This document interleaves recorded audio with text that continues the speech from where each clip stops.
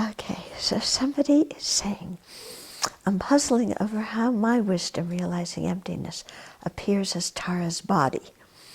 Or can it appear as anything? Shouldn't the object of that wisdom be emptiness? In which case, shouldn't emptiness be what appears? Okay? So, yes, when you realize emptiness, okay, emptiness is the object. Yeah. What we're, and our level of understanding emptiness is, you know, I don't even know if it's a correct assumption yet, but, you know, kind of getting there. But the idea behind this, yeah, is that according to highest yoga tantra, there's an extremely subtle mind and an extremely subtle wind that are one nature. And in the path to Buddhahood, as you're able to access this extremely subtle mind and wind, which are one nature, yeah, then the gross minds and winds absorb, and then you use this extremely subtle mind and wind, and that is what manifests as the Dharmakaya, the mind of the Buddha, and the Rupakaya, the form body of the Buddha. Okay? So the idea here is that, you know, you're thinking of your wisdom and the subtle energy or the subtle wind that is one nature with it, and the wind is actually what's manifesting as the body.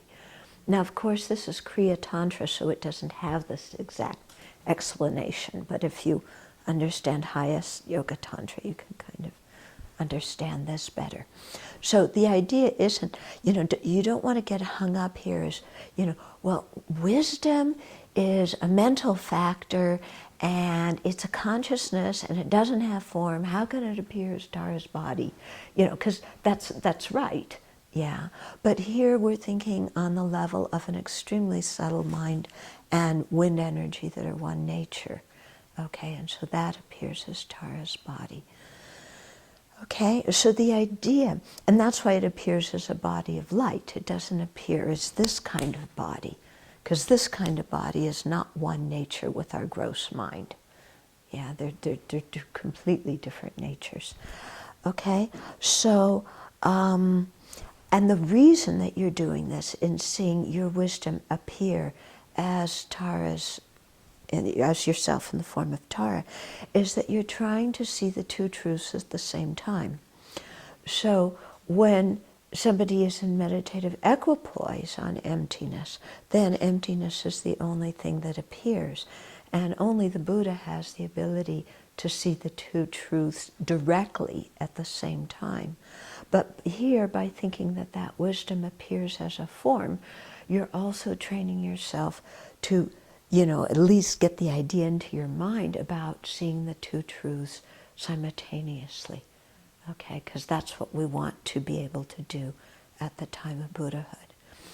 And then, in addition, okay, when you label I on the deity's body, what's the basis of designation of the label I? It's not this body, is it? And it's not our gross mind, because those things are shed, you know. Well, there's a whole other discussion. Anyway, they're shed. They aren't what transforms into, you know, the Dharmakaya and the Rupakaya, according to Tantra. So, what's the basis of designation of a Buddha? Okay, it's this extremely subtle mind wind that, you know, in which the body mind are inseparable. Yeah. So that's the basis of designation. So you're thinking of that. When you appear as Tara, you know, you don't think of this, you know, this body has become Tara. Yeah, this body's not going to become Tara. I heard somebody once say, you know, that, oh, you practice and practice, and then you look down and one day and your body's the deity. No, that's not correct. Yeah. Yeah. Okay. So, you know, this is This is what we're doing. Now, somebody could come back and this thing is, but I thought we're supposed to be training to see everybody as deities. So why shouldn't I be able to look at my body and see it as the deity's body? We're training seeing everybody as deities on the mental level. That doesn't mean that with our eye consciousness we see them as the deity. It means that with the mental consciousness, we're regarding them as the deity, and ourselves as the deity. And this is done for a specific purpose. It's in order to not get involved in afflictions. Because if you think of somebody as a deity, or think of yourself as a deity, then that whole self-judgmental mind, that whole critical mind, all those things can't happen because you've changed the object. It's the deity, not an ordinary person. So you're doing that for a specific reason. But it doesn't mean that with your eye consciousness you see people as deities, or with your mental consciousness you're so convinced that they're deities that you say, well, I don't have any need of bodhicitta because they're already enlightened. Okay? So it's very important to understand the context in which all these different practices happen. Otherwise, you can get really turned around and quite confused. Okay, is that making some sense to you? Okay.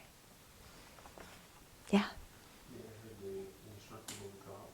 How does that relate to what you just about the set mind and body? Okay, so the indestructible drop is a drop at our heart. There's a gross one and a subtle one. Okay, the gross one, it contains elements from our mother and father, you know, and it came about when we were conceived. And so when the winds, yeah, and the minds that ride on them are dissolving at the time of death, and that's why a person is losing touch with the outer world, okay, they're all dissolving into that indestructible drop. And then the actual time of death is when the consciousness leaves that drop.